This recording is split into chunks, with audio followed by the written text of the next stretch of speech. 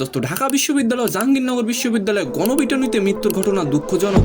অতি দ্রুত বিশ্ববিদ্যালয় প্রশাসনকে তদন্ত সাপেক্ষে আইনি ব্যবস্থা নিতে হবে। দোস্ত, অন্যদিকে পুলিশের যারা ছাত্র জনতার বুকে মাথায় লক্ষ্য করে গুলি করেছিলেন, আপনারা রাতে ঘুমাতে পারেন তো? সালাম নমস্কার দোস্ত। দোস্ত, গণপিটুনির ব্যাপারে নিজের মন্তব্য জানালেন উপদেষ্টা নাহিদ ইসলাম। ঢাকা বিশ্ববিদ্যালয় জাহাঙ্গীরনগর বিশ্ববিদ্যালয়ের দুইজনকে মারধর করে হত্যার ঘটনায় বিচার নিশ্চিতের তাগিদ দিয়ে নাহিদ ইসলাম বলেন, কোনো ধরনের মব জাস্টিস গ্রহণযোগ্য নয়। ঢাকায় যে গণপিটুনি দিয়ে ভাত খেয়ে মারা হয়েছে, আপনি কি চান তাদের বিচারক? অবশ্যই কমেন্ট করে যাবেন। ঢাকায় যে গণপিটুনি দিয়ে ভাত খাইয়ে মারা হয়েছে, আপনারা কি চান তাদের বিচারক? অবশ্যই কমেন্ট করে যাবেন।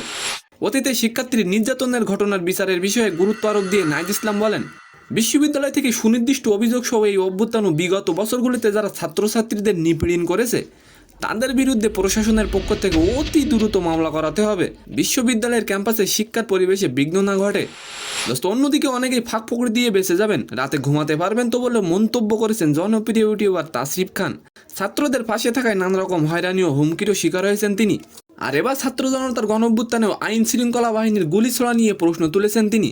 তাসরিফ খান লিখেছেন, যারা শিক্ষার্থীদের গায়ে গুলি মেরেছেন তারা রাতে ঘুমাতে পারেন তো? তিনি বলেন, যারা ছাত্রদের বুকে মাথায় গুলি করেছিলেন, আপনাদের কি অনুতপ্ত বোধ হয় না? অনেকেই তো এখনো বহাল আছেন, আপনাদের শাস্তি হয়নি। নিজের বিবেকের বিচার থেকে বাঁচতে পারবেন তো?